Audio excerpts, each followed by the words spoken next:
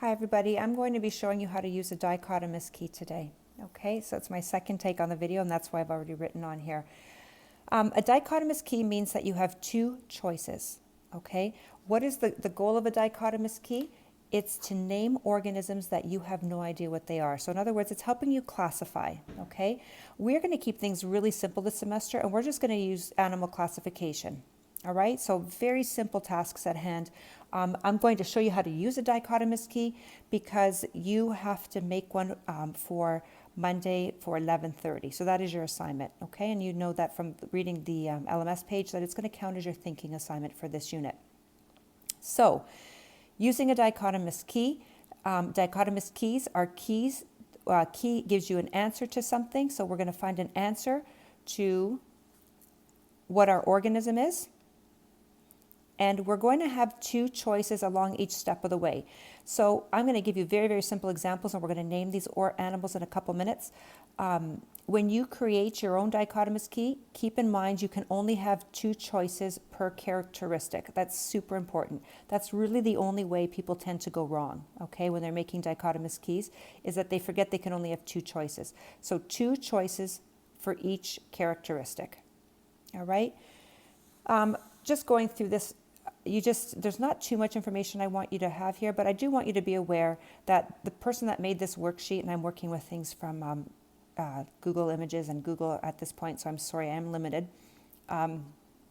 This person here forgot the domain. Okay, so there would be a domain, kingdom, phylum, class, order, but they were kind enough to share, and I'm going to use this assignment.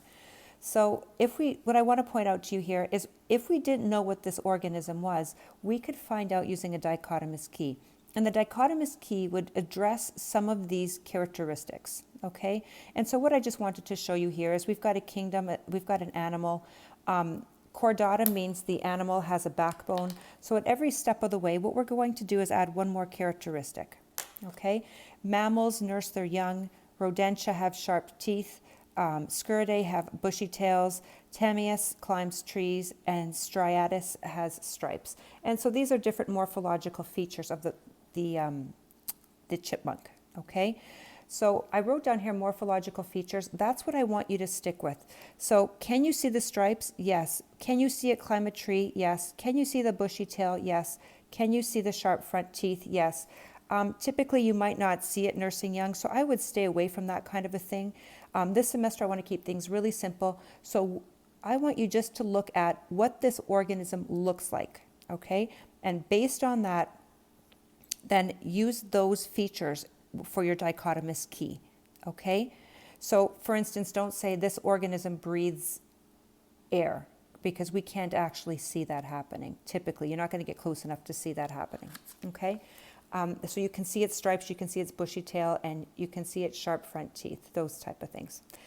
So what your goal is with a dichotomous key is this. Normally you'd be presented with animals or organisms that you would not be able to identify, okay? They would be difficult in a regular semester. This semester, because of these extraordinary circumstances, I'm going to really simplify everything. And you're still going to leave knowing what a dichotomous key is and how to make one. So what you have to say is, I want to know what this is. Clearly, you guys can figure out what all these animals are. I'm showing you how to use a dichotomous key. I suggest you go through this and practice, because the reason I've given it to you is so that you can use this as a model on how to make your key for your assignment. So the goal is, let's figure out what this is. Okay, so we start with organism 1. Does it have a backbone? No. Okay, and so they give us two choices. Notice here, two choices. Okay, two choices, and that's what I want you to do. So you're going to pick a characteristic, and you're going to say, yes, it has this, or no, it doesn't. It can't be somewhere in between. So yes, it has it, you would go to 3. No, it doesn't, you go to 2. So this does not have a backbone. So then we go to 2, and it says, do you change from a caterpillar to an adult form? And absolutely this does, and we can now name this the butterfly. All right, and then we start with the next organism because we don't know what this one is, and we say, okay, do you have a backbone? Yes, a frog definitely has a backbone. Okay, it has a backbone in there. So then we go to 3. Do you have gills and scales? No, it does not have gills or scales. So then we go to number 4. Do you lay eggs? Yes, we know frogs lay eggs. So then we go to 5. Do you have feathers? No, this organism does not have feathers. It's not a bird. So then we go to question 6. Do you lay eggs in the water? Yes. So we go to 7. No, we go to 8. This organism lays eggs in the water. And then it says, number 7, do you live on land but come back to the water to lay your eggs? No, frogs live in the water. So the correct answer is you are a pickerel frog. And so this is a pickerel frog. Okay, let's try number 3 together. Okay, one more. So do you have a backbone? No. Yes, a turtle has a backbone. So we're going to say, yes, the turtle has the backbone. Okay, and then do you change? Sorry, my cat is acting up right now. So I'm going to have to cut it short there. And if I pause, I just cut the video up. So what I would like you to do then is go through all of these, okay? Find the names of them on here. That's your practice. You already know what they are, so you already have your answer key, okay? So that's the first part, all right? And actually it's good now, so I'm going to continue with building a dichotomous key. So this is your assignment, all right? And a dichotomous key is a useful tool. It helps you to identify unknown organisms by using a system that breaks down the characteristics of a set of organisms into 2 groups over and over again, okay? Until you have one organism left in a group. So the purpose is to provide a name for each organism, okay? You're going to provide a name for each organism in a picture provided. You don't have to have the picture, okay? All right, how to make the key. The keys are based on pairs of contrasting statements. Just like we said, do you have feathers or do you not have feathers? So those are contrasting statements. All right, so that is, the pairs of statements are designed so that if a characteristic is not described by one statement, it must be included in the contrasting statement. Has feathers, does not have feathers, for instance. Has a tail, does not have a tail. The example here I'm giving you is, the bird is yellow, the bird is not yellow. Okay, contrasting statements. And then you continue to do that over and over again. Each step must have 2 choices. Okay, so the organism has feathers. Yes, it is a bird. The organism does not have feathers. And then you give people directions to go on to the next characteristic, just like we see here. Okay, so let's just go over to something we didn't really see very much. Do you have a protective shell? Yes. If you don't have a protective shell, we could direct them further down, or we might be able to finally give them an answer, which would be a snake. Okay, so backbone or no backbone. If you have a backbone, go to 3. If not, you are an insect, go to 2. Okay, so you're directing the person that's reading this where to go next. And each step has 2 choices. Okay, yes and a no, yes and a no, yes and a no. And eventually, you're going to be able to name every single animal.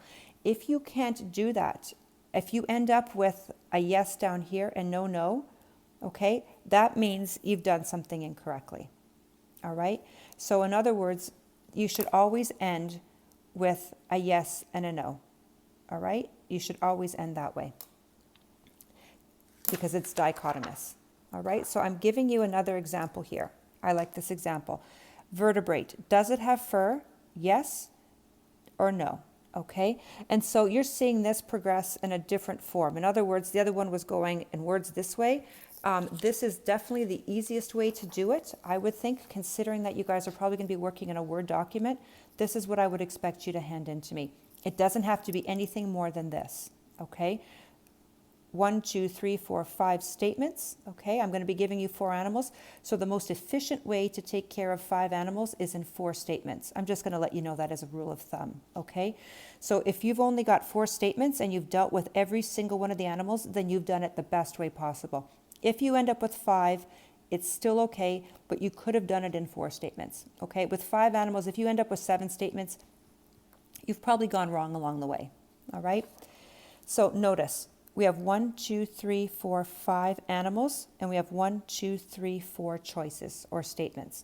So if we're looking at this animal here, we say, does it have fur? Yes, it's a mammal. Okay, and if we're trying to identify this one now, we say, does it have fur? No. So does it have feathers? And then we would say yes, and so we have a bird. Now let's pretend this is the next animal we're trying to identify. We say, does it have fur? No. Okay, does it have feathers? No. Does it have dry skin? Yes. Reptiles live outside of the water, okay? And so we've got dry skin. And if we were to try and identify the fish, we would say, does it have dry skin or moist skin? We know a fish has to have moist skin. And so it has scales. That's our fish. No scales would be frog, okay? And so essentially what you would be doing is you'd be given a picture of each of these 5 organisms and asked to go through this and identify the name. And the name would be given to you. So that's something else you have to consider in your dichotomous key, that you have to provide a name. All right?